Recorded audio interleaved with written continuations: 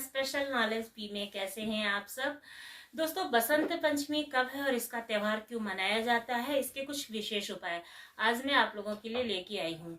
हिंदू पंचांग के अनुसार इस त्योहार को बहुत ही खास माना जाता है, जो कि आमतौर पर फरवरी में पड़ता है और जब बसंत ऋतु प्रारंभ होती है तभी यह त्योहार मनाया जाता है।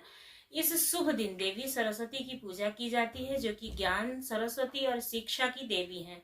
बसंत पंचमी को श्री पंचमी, ज्ञान पंचमी के नाम से भी जानते हैं। यह माघ महीने के शुक्ल पक्ष की पंचमी तिथि को पड़ता है। हिंदू परंपराओं के अनुसार पूरे वर्ष को 6 ऋतुओं में बांटा गया है, जिसमें से बसंत ऋतु, ग्रीष्म ऋतु, वर्षा ऋतु, शरद ऋतु, हेमंत ऋतु और शिशिर ऋतु शामिल है। इन ऋतुओं में से बसंत ऋतु को सभी में खास माना जाता है, क्योंकि इसे कहते हैं कि ये ऋतुओं का राजा होता है। इसी कारण जिस दिन से बसंत ऋतु प्रारंभ होती है उस दिन को बसंत पंचमी के पर्व के रूप में मनाया जाता है। इस साल बसंत पंचमी 14 फरवरी 2024 को पड़ रही है। आइए जानते हैं क्यों मनाई जाती है बसंत पंचमी। लेकिन उससे पहले आप अगर माता सरस्वती का आशीर्वाद चाहते हैं कि आप पर सदैव बना रहे, तो हमारे चैनल को सब्सक्राइब करना बिल्कुल भी ना भूलें और बेल आइकन भी प्रस्तुत करें, जैसे कि हमारी जो नई नई वीडियो है वो आप तक पहुंचती रहे, सबसे पहले आप पर पहुंच पाए। और अपने दोस्तों में भी हमारी वीडियो को शेयर कीजिए, जैसे उन तक भी ये नई नई जानकारी मिलती रहे। तो आइए जानते हैं कि बसंत पंचमी का त्योहार क्यों मनाया जाता है। बसंत पंचमी, जिसे बसंत पंचमी या बसंत ऋतु के नाम से भी जानते हैं, जीवन में नई नई चीजें शुरू करने का यह शुभ दिन माना जाता है। बहुत से लोग इस दिन गृह प्रवेश के लिए अपना गृह प्रवेश करते हैं और कई नए व्यवसाय भी शुरू करते हैं। यह महत्वपूर्ण परियोजना शुरू करने का एक अच्छा दिन है, एक अच्छा अवसर है जिस दिन आप कोई भी शुभ काम कर सकते हैं। बसंत पंचमी, यह माना जाता है कि बसंत ऋतु की शुरुआत होती है, जो फसलों की कटाई के लिए भी अच्छा माना जाता है। कड़ाके की ठंड के बाद यह त्योहार बसंत का पहला त्योहार होता है। फसल काटने का समय अच्छा है, क्योंकि भारत मुख्य रूप से कृषि प्रधान देश है, इसलिए यह समझ में आता है कि यह त्योहार भारतीयों के दिलों में काफी महत्वपूर्ण स्थान रखता है। धार्मिक मान्यता के अनुसार इस दिन माता सरस्वती का भी प्रकट हुआ था, यानी कि इस दिन माता सरस्वती उत्पन्न हुई थी। इसलिए इस दिन बसंत पंचमी के दिन यदि माता सरस्वती की भी पूजा का विशेष आयोजन किया जाता है। माता सरस्वती को विद्या और बुद्धि की देवी माना जाता है। बसंत पंचमी के दिन माता सरस्वती से विद्या, बुद्धि, कला और ज्ञान का वरदान मांगा जाता है। इसलिए लोगों को इस दिन पीले रंग के कपड़े पहनने चाहिए, पीले फूलों से देवी सरस्वती की पूजा करनी चाहिए। आइए जानते हैं कुछ विशेष उपाय। यदि पति पत्नी के रिश्ते में किसी भी वजह से दरार पड़ गई है और आपस में झगड़े हो रहे हैं, तो बसंत पंचमी के दिन आप किसी भी सुहागन महिला को सुहाग की सामग्री, जैसे कि पीली साड़ी, पीली चूड़ी, सिंदूर, ये सब चीजें जो भी आपके पास हो सके, आप वो सारी सुहाग की सामग्री किसी भी विवाहित महिला को दे दो। इससे पति पत्नी के बीच में प्रेम बढ़ता है और आपसी जो दरार होती है वो दूर होती है। और आइए दूसरा उपाय जानते हैं। यदि आप बसंत पंचमी के दिन माता गौरी को पान चढ़ाती हैं और अपने जीवन साथी के साथ मिल करके पान का सेवन करती हैं, तो भी आपका आपसी प्रेम बढ़ता है। इससे जीवन में खुशहाली आती है। और इस दिन माता गौरी को सिंदूर और सरस्वती जी को हल्दी अवश्य चढ़ानी चाहिए। इससे भी घर परिवार में आ रही परेशानियां दूर होती हैं। अगर आपकी कुंडली में बुध ग्रह कमजोर है या फिर आपका पढ़ाई में मन नहीं लगता है, तो बसंत पंचमी के दिन सरस्वती पूजा जरूर करना चाहिए। माता सरस्वती को हरे फल अर्पित करने चाहिए और 11 गरीबों में अवश्य हरे फल को बांटना भी चाहिए। ऐसा करने से आपको परीक्षा में सफलता मिलती है और पढ़ाई में मन लगता है। तो अगर आपके बच्चे का पढ़ाई में मन नहीं लगता है तो आप ये जो उपाय है वो अवश्य करें।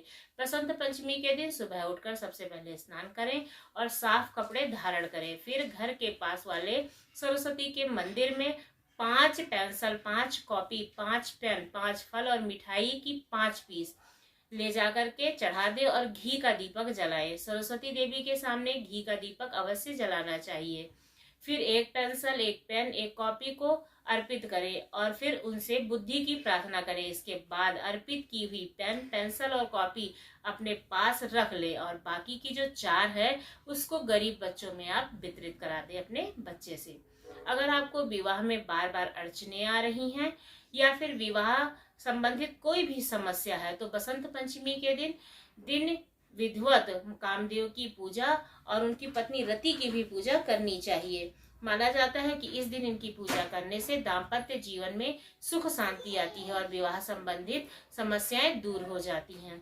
अगर आप अपने दाम्पत्य संबंधों में प्रेम बरकरार रखना चाहते हैं तो बसंत पंचमी के दिन आपको भगवती रति और कामदेव की पूजा करनी चाहिए और उन्हें पुष्प अर्पित करने चाहिए। सरस्वती पूजा के दिन आपको अनार की कलम को या संभव हो सके तो सोने की सलाई को शहद में डुबोकर बच्चे की जीभ पर माता सरस्वती का ध्यान करते हुए ओम लिखना चाहिए। इस उपाय से भी आपका बच्चा बड़ा होकर एक अच्छा वक्ता बनता है, अच्छा पढ़ाईकार बनता है। ऐसा पुराने जमाने में किया भी जाता था, तो आप ये भी उपाय कर सकते हैं अपने बच्चे के लिए। अगर आपका जीवन साथी आपसे रूठा है तो उसे मनाने के लिए बसंत पंचमी के दिन आपको एक सफेद कोरे कागज पर सिंदूर लिख करके, क्लींग लिख करके उसे मोड़कर अपने जीवन साथी के कपड़ों की अलमारी में रख देना चाहिए। इससे आपका जीवन साथी मान जाएगा और आप दोनों का संबंध अच्छा हो जाएगा। बसंत पंचमी के दिन आपको अपने बच्चे का हाथ पकड़कर काले रंग की स्लेट पर कुछ न कुछ जरूर लिखवाना चाहिए। अगर वो पहली बार पढ़ाई कर रहा है यानी कि छोटा है, आप उसे स्कूल भेजने के इच्छुक हैं, तो आप ये काम जरूर कराएं। दरअसल इस क्रिया को अक्षरारंभ भी कहते हैं और ऐसा करने से आपके बच्चे की अच्छी शुरुआत होगी। अच्छे दिन से वो शुरुआत करेगा तो उसका पढ़ने में मन लगेगा और देवी सरस्वती की कृपा उस पर बनी रहेगी। बसंत पंचमी के दिन आपको पीले कपड़े पहनकर कामदेव के इस यंत्र का एक माला यानी कि 108 बार जाप करना चाहिए। मंत्र है ओम कामदेवाय विद्महे पुष्पवाणाय धीमहि तन्नो अग्ने प्रचोदयात्। ऐसा करने से आपके वैवाहिक जीवन में नई उमंगों की बहार आएगी। जो लोग अपने छोटे बच्चों का अन्नप्राशन संस्कार करवाना चाहते हैं तो बसंत पंचमी के दिन आप इस शुभ कार्य को जरूर करें, इससे उसके लिए अच्छा होगा। अगर आप हायर एजुकेशन लेना चाहते हैं लेकिन आपको किसी भी प्रकार की कोई भी परेशानी है, चाहे पैसे से संबंधित चाहे बुद्धि से संबंधित, तो आज के दिन आपको माता सरस्वती के इस मंत्र का यानी कि 108 माला जाप करना है। मंत्र है ओम ऐं श्रीं क्लीं सरस्वतये नमः। इस मंत्र का 108 बार जाप करें, इससे आपकी जो भी समस्या है उसका समाधान होगा। अगर आपको लीवर संबंधित किसी भी तरह की परेशानी है तो उससे राहत पाने के लिए आज के दिन पीले रंग के चावल बनाकर सबसे पहले देवी माँ का भोग लगाना चाहिए। उसके बाद स्वयं पीले रंग के चावल को ग्रहण करना चाहिए। इससे लीवर संबंधित जो समस्या है वो भी दूर हो जाती है। तो दोस्तों आज की वीडियो में बस इतना ही। आपको ये जानकारी कैसी लगी जरूर बताएं। यदि अच्छी लगी हो तो चैनल को सब्सक्राइब करना ना भूलें। धन्यवाद।